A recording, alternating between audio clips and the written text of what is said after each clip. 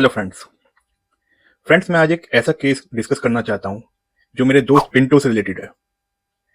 और यकीन मानिए, ये जो केस है बहुत सारे टैक्स पेयर्स के लिए रिलेटेबल होगा।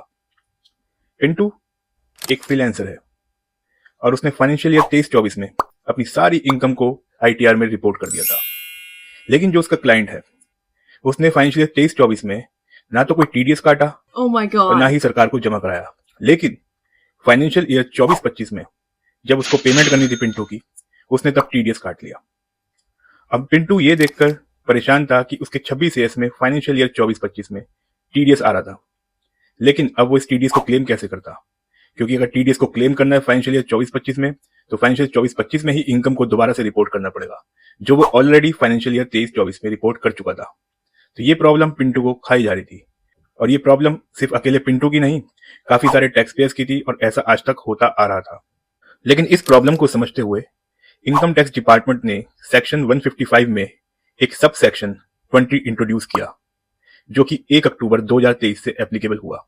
इस सब सेक्शन में यह कहा गया कि अगर आप अपनी इनकम एक पर्टिकुलर असेसमेंट ईयर में रिपोर्ट करते हो और उस इनकम का टीडीएस नेक्स्ट असेसमेंट ईयर में रिफ्लेक्ट होता है, तो आपको उस टीडीएस का क्रेडिट उसी असेसमेंट ईयर में मिल जाएगा जिसमें आपने उस इनकम को रिपोर्ट किया है।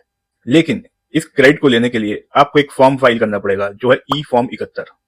ई फॉर्म 71 में आपको असेसिंग ऑफिसर को जिस साल आपने इनकम रिपोर्ट की है और जिस साल आपका टीडीएस कटा है, दोनों को ही डिटेल्स को बताना है, जिसको देखकर आपकी एप्लीकेशन को असेसिंग ऑफिसर प्रोसेस करेगा और अंडर सेक्शन 154 आपके ऑर्डर को रेक्टिफाई कर देगा जिस साल आपने इनकम रिपोर्ट की है, और टीडीएस का क्रेडिट भी आपको उसी साल मिल जाएगा। अब बात यह आती है कि इस फॉर्म को हमें फाइल कितने टाइम तक करना है, यानी कि इसकी टाइम लिमिट। जी हाँ, इस फॉर्म को आप 2 साल के अंदर फाइल कर सकते हैं, लेकिन वो 2 साल काउंट होंगे उस फाइनेंशियल ईयर के एंड से जिस फाइनेंशियल ईयर में आपका टीडीएस कटा था। जैसे हमारे केस में फाइनेंशियल ईयर 24-25 में टीडीएस कटा है, तो यहाँ पे हम 31 मार्च 2027 तक फॉर्म 71 को फाइल कर सकते हैं। तो मेरे दोस्त की तरह अगर आपने भी अपनी इनकम सही साल में दिखाई है और टीडीएस अगले साल में कटा है, तो चिंता की कोई बात नहीं है, क्योंकि हमारे पास फॉर्म 71 और सेक्शन 155(20) का ऑप्शन है जो हमेशा के लिए खुला है।